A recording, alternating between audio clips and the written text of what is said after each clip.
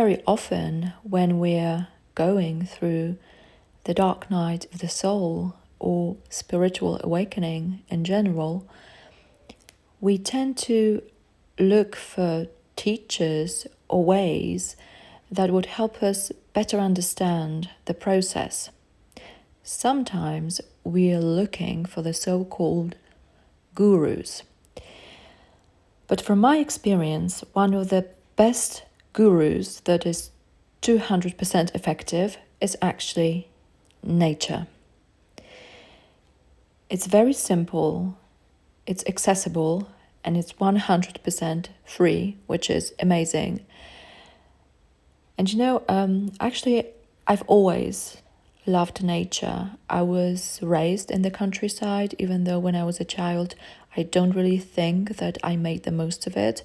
But basically, I was exposed to nature, to cycles, and so on, and it stayed with me. And actually, as an adult, I began to rediscover nature at some point in my life. It was actually around 10 years ago or so, after an existential crisis, which wasn't the dark night of the soul, but it was also relatively strong, and it changed my viewpoint regarding one area of my life. And basically, I started tuning back in, so to speak. I started rediscovering nature, and it was back then when I started going for long walks in the forest.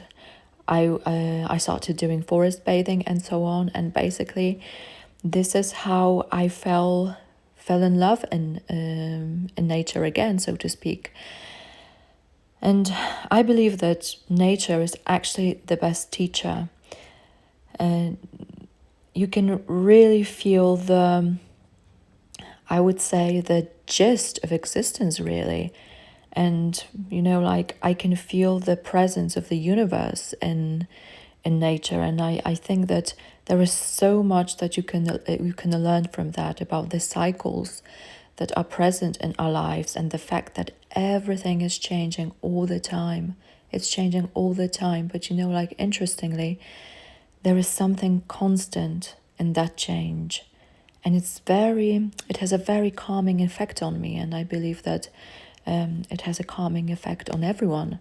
It should have a calming effect on everyone. And I think it's one of the wonders of nature, really, that basically something that seems to be contradictory, because on the one hand you have all those changes, seasons, but on the other hand there is this feeling of constancy, so to speak.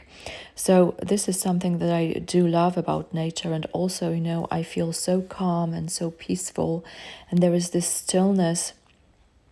I believe that if you're silent, for example, in a forest, without any, you're not listening to any music, podcast, and basically you're just silent, you can feel this connection with trees, with plants, with everything around you, really.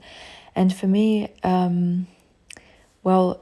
it tends to be very strong in a way that I can start crying, and it works on the one hand as a catharsis, but on the other hand, I just feel that I'm regaining connection to something so powerful, something so all-encompassing, love, really. And I would say that I do feel unlimited love when I'm walking in nature. And when it comes to seasons in our lives, such as the dark night of the soul, I do believe it can be a lifesaver. Because when the world around you doesn't seem to make sense, sometimes it's so loud and you just can't stand it anymore. The moment you go out in nature, the moment you start touching trees, maybe on some level you can, try to communicate with them, because I do believe that trees communicate with us. And basically, when you rediscover nature again, I do believe that it can be a real lifesaver. And as I said, it it just contains this mystery of life, the universe, and basically it's like a fractal, really, and even when you look at the leaves, well, many different things, like how they're built, it just makes so much sense. I think it's like sacred geometry. And like if somebody asked me like, okay, so what would be if you were to choose only one single thing that could be your best ally when you're going through the dark night of the soul or spiritual awakening, or actually any difficult moment, I would say nature. If I was to exclude everything else, that's the thing that I would choose. Nature, nature, nature, period. And of course, it's rather unlikely that we only have to choose one thing. So like, don't worry, because still you can do so many things, like dance, listen to music, read books, watch something, go on retreats, talk to other people. Well, basically, like the world is your oyster, so to speak, even though during the dark night of the soul you may not feel this way, and I know this feeling very well. But yeah, if I was to choose only one thing, that would be it. That would be it, because like I feel God in nature. So if I was to name one thing that actually brings to mind God, I would say it's nature, really.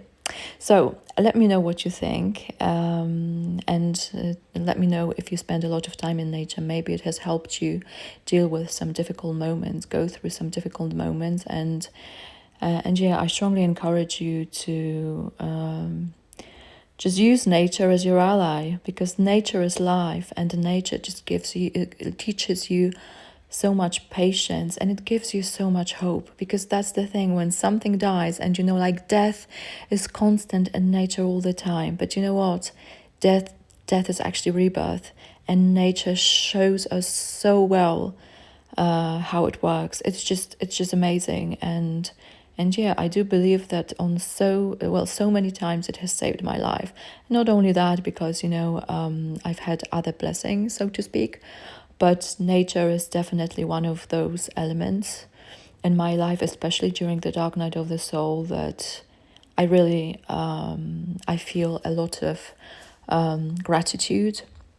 And I must say that I also love the dignity that you can feel when you're walking and for example in the forest. And yeah, I'm absolutely delighted, and it always touches me deeply when I go back to the same places, either in my favorite forest or on a meadow. Actually, I just love nature, and I'm feeling blessed, that I've managed to rediscover this deep connection, which is one of the best things that has happened to me when like being on this planet. Okay, thank you very much for listening, and until next time.